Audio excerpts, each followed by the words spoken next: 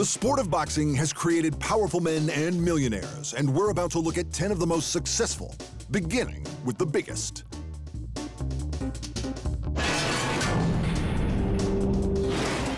It's a testament to George Foreman's profile that people are just as likely to associate him with his boxing record as they are with his other claim to fame, the George Foreman Grill. Big George was deep into his second run at a heavyweight boxing career after a decade away from the sport, when he was approached by the inventor of an electric grill who was looking for celebrity endorsement. Rumor has it that the grill was first presented to legendary wrestler Hulk Hogan. Hulk turned it down in favor of the Hulkamania meatball maker, telling his business manager to give the grill to his other client. The other client happened to be Big George, and the George Foreman Grill hit the market, backed by a series of infomercials featuring the charismatic champion. To the surprise of everyone, the grill hit harder than George hit Ron Lyle and began making serious money. So much money that it began to get in the way of Foreman's boxing career. Shortly after losing to serial self-promoter Shannon Briggs, Let's go, champ! Big George decided he had other ways he could spend his time. I lost my last professional boxing match. I'd received a check for $1 million for the grill, George said. It was sort of getting in the way of my business life then. George left the fight game behind and became an appliance entrepreneur. The business was so successful that it spun off a series of less successful clones from stars like Evander Holyfield, Carl Lewis, and Jackie Chan. But the true mark of the grill's success is that George reportedly made more money from it than he did from his entire boxing career, a staggering $250 million, making him one of the highest-earning boxers in history.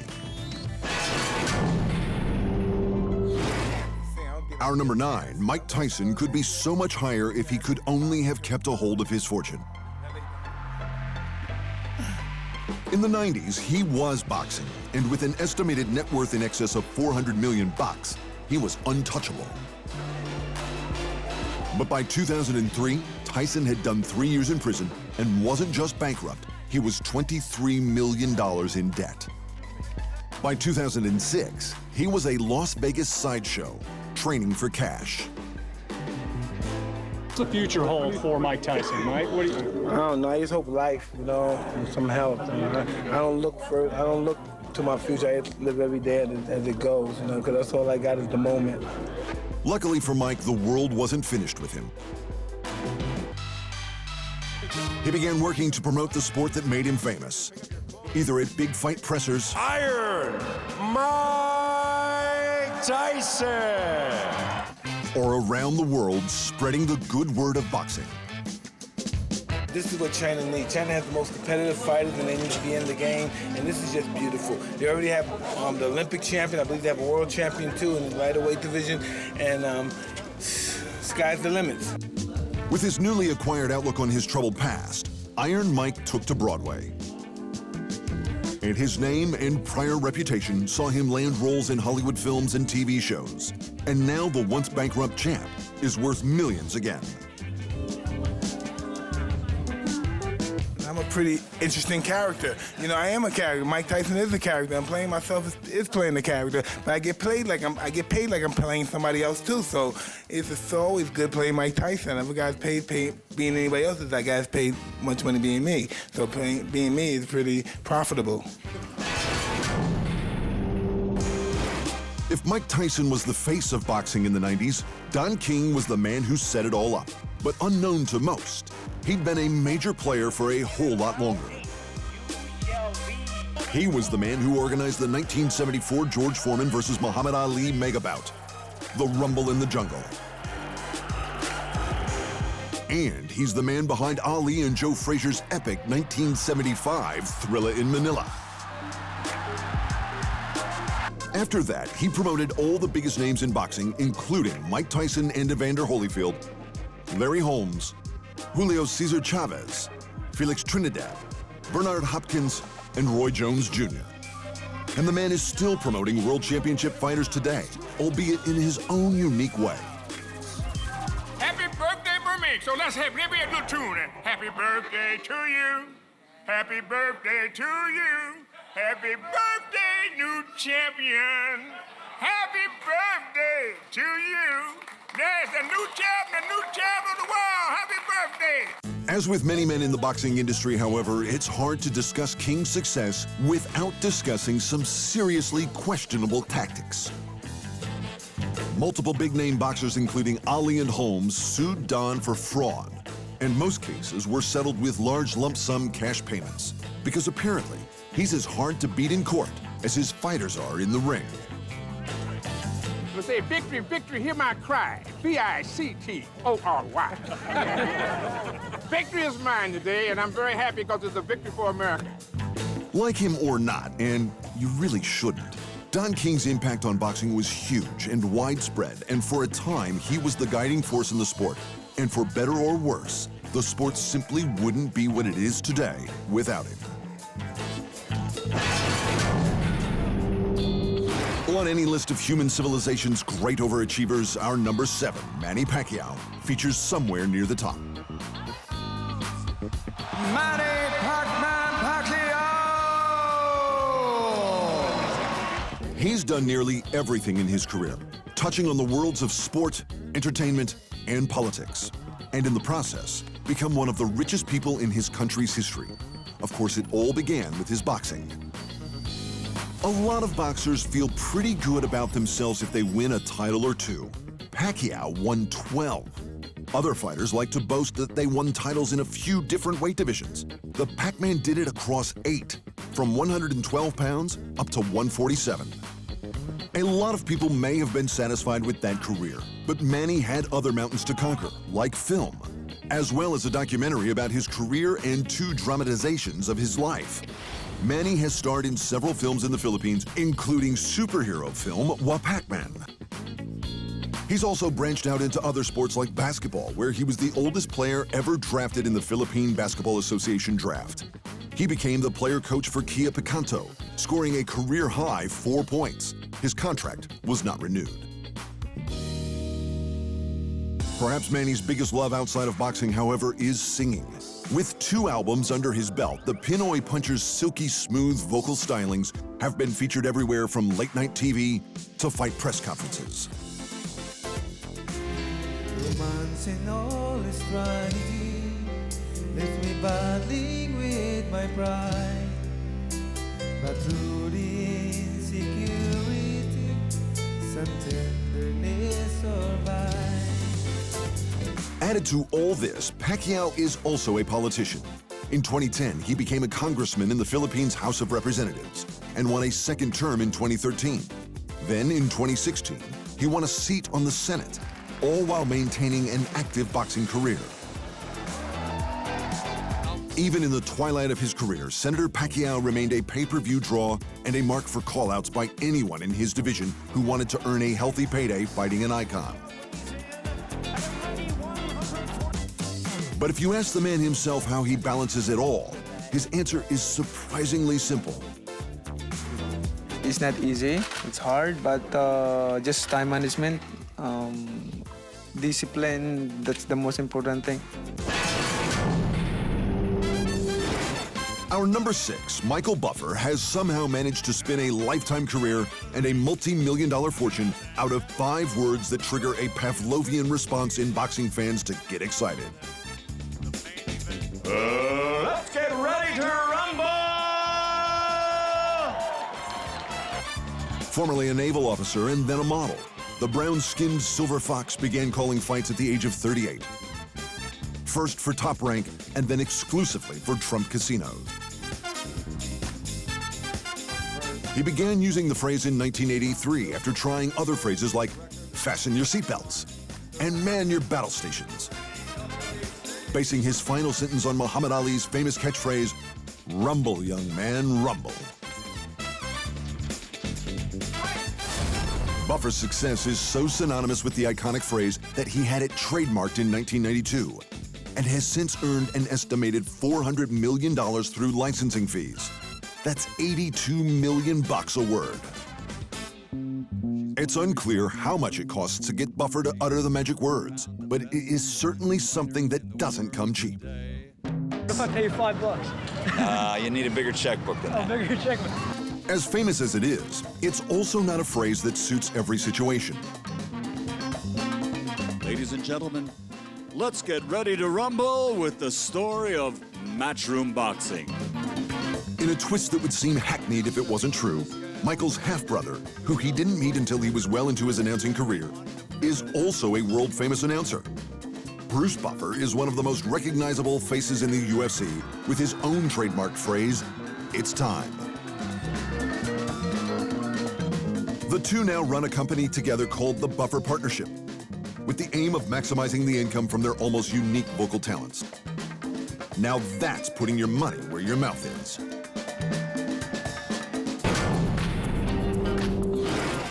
There are so many stories in boxing of fighters who reached the pinnacle of success in the ring, only to crash and burn into financial ruin after their careers ended.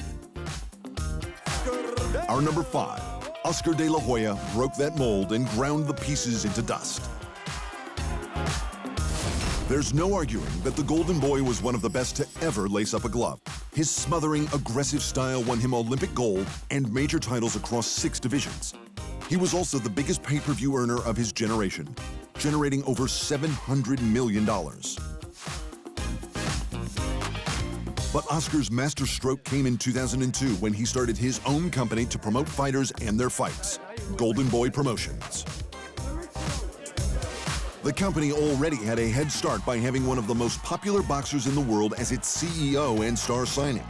But it cranked into an even higher gear when one of the greatest middleweights of all time, and former De La Hoya destroyer Bernard Hopkins, signed on as a partner. The fledgling company had its coming out ball when it put on De La Hoya's fight with undefeated rising star Floyd Mayweather. The two men put on one of the best fights ever staged and broke pay-per-view records. What a fight! How do you like it? How do you like it? How about that? A final big-name loss to Manny Pacquiao spelled the end of Oscar's boxing career, but heralded the real beginning of his career as a promoter. In 2010, 2 years after hanging up the gloves, the Golden Boy was announcing his new signing.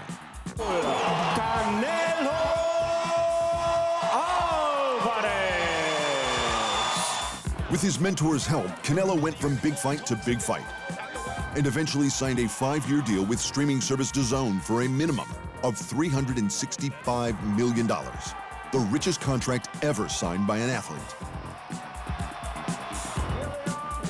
Golden Boy has promoted some of the biggest fighters and fights of the early 2000s, including Manny Pacquiao, Luis Ortiz, and Amir Khan.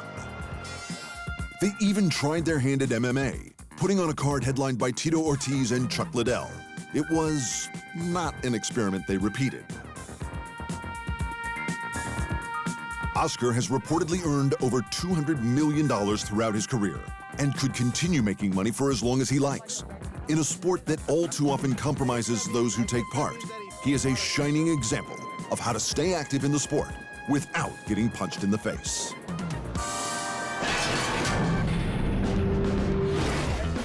Former lawyer and now Hall of Fame promoter Bob Arum elbows his way into 4th position. Proof that you can judge someone by the quality of their enemies. In his more than 50-year career in boxing, the founder and CEO of Top Rank Promotions has been to war with nearly every person worth fighting in the sport. His formative feud with Don King ran for over 40 years as the two vied for the title of top promoter.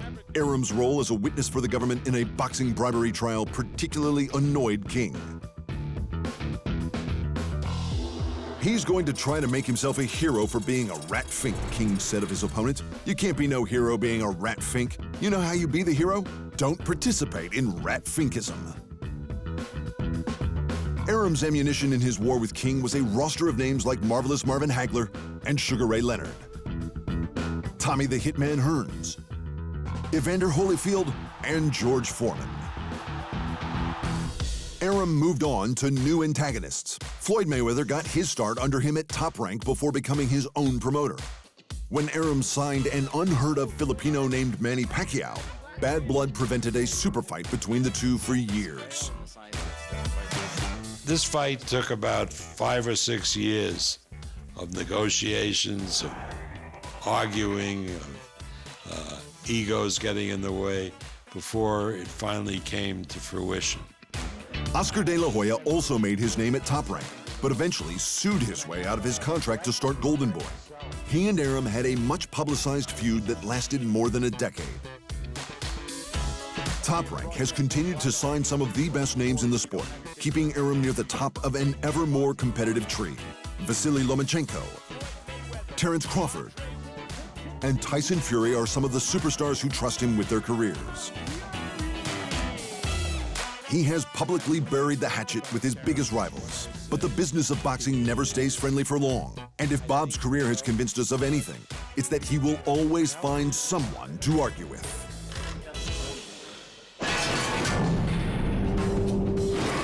While the boxing promoters in the US were at each other's throats vying for the biggest piece of the boxing pie, Eddie Hearn was quietly building an empire in the UK and earning himself a number 3 spot on our list. It helped that Eddie's father was legendary sports promoter Barry Hearn, the man responsible for putting professional darts back on the primetime map and promoting UK legends Frank Bruno, Lennox Lewis, and Prince Nassim. But Hearn Jr. has taken the family business and turbocharged it, putting his company Matchroom Sport at the very front of the boxing scene on both sides of the Atlantic. While he has several top names on his promotional roster, like Kell Brook and Amir Khan, Hearn's success has had one name at its foundation.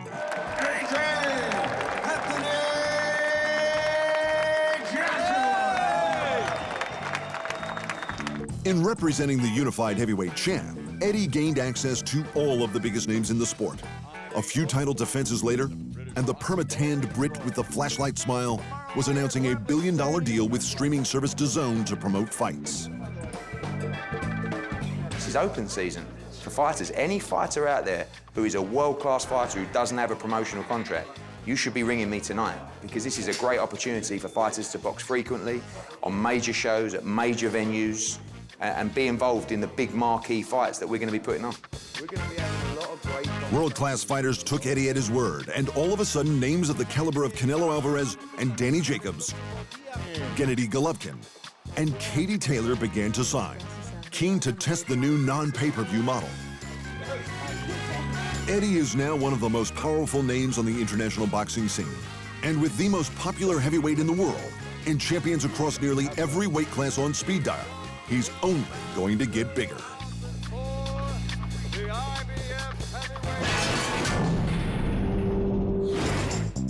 Obviously, this isn't our number 2 Al Hayman. This is Floyd Mayweather, one of the many outrageously successful boxers Al Hayman advises. And here he is explaining their relationship.